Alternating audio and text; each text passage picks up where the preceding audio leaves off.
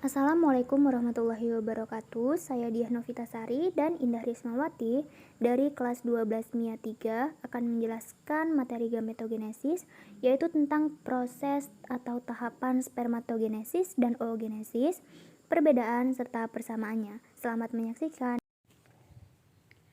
Proses pembentukan gamet pada manusia ada dua, yaitu spermatogenesis pada pria dan oogenesis pada wanita.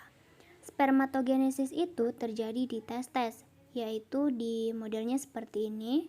Testes pembungkus ada bahagian tubulus seminiferus, namanya proses pembentukan spermanya. Epididymis itu adalah proses pematangan spermanya. Jika sudah matang disalurkan ke vas deferens. Jadi ada pembentukan, proses pematangan, serta penyaluran. Jadi prosesnya ada 4 tahapan. Ini skemanya. Proses pembentukannya disebut spermatogenium, serta proses pembentukan spermanya nanti akan menjadi spermatosit primer, kemudian spermatosit sekunder, menjadi spermatid, lalu menjadi spermatozoa. Maka pematangan ini ada 5 proses dan ini terjadi di testes. Proses ini terjadi selama 2-3 hari. Dan ini kalau satu spermatogenium, kalau banyak spermatogenium maka dihasilkan spermatozoa dalam jumlah jutaan sel. Pada wanita ada juga oogenesis pembentukan ovum. Oke, modelnya seperti ini. Ovarium, satu set, ada tube polif, ada dinding rahim, ada uterus. Jadi di ovarium itu proses pembentukan sel telurnya sama seperti tadi. Ada 5 lagi. Ada oogenium, satu sel induk telur di oosit primer. Oosit sekunder, jenis polosit 3, sel kutub atau polisit ini akan hilang. Lalu ada terakhir menjadi ovum, sel telur sudah matang.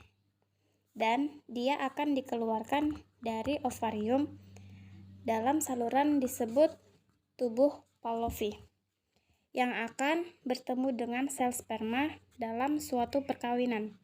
Ini akan terbentuk zigot, akan masuk ke dalam dinding rahim untuk ditanam di dinding rahim supaya tidak gampang lepas, disebut dengan keguguran. Lalu akan berkembang janinnya dalam rahim, ada uterus.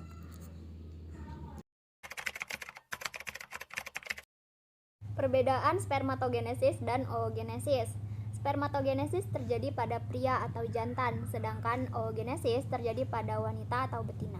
Perbedaan yang kedua yaitu tempatnya, di mana spermatogenesis terletak pada tubulus seminiferus dan epididymis, sedangkan pada oogenesis terletak pada ovarium.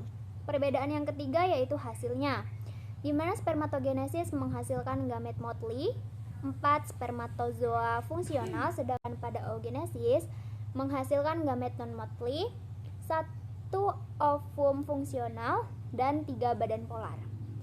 Perbedaan yang terakhir yaitu ukurannya, di mana spermatogenesis memiliki ukuran yang sama, sedangkan pada oogenesis memiliki ukuran yang berbeda, di mana ovum besar sedangkan badan polarnya kecil.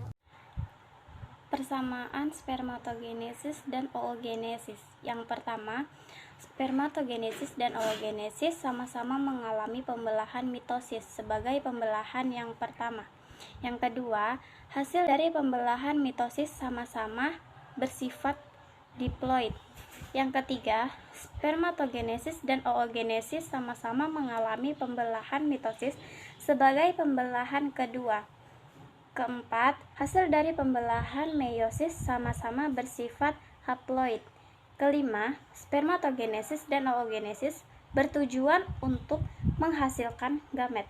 Keenam, spermatogenesis dan oogenesis sama-sama dipengaruhi oleh hormon FSH dan hormon LH.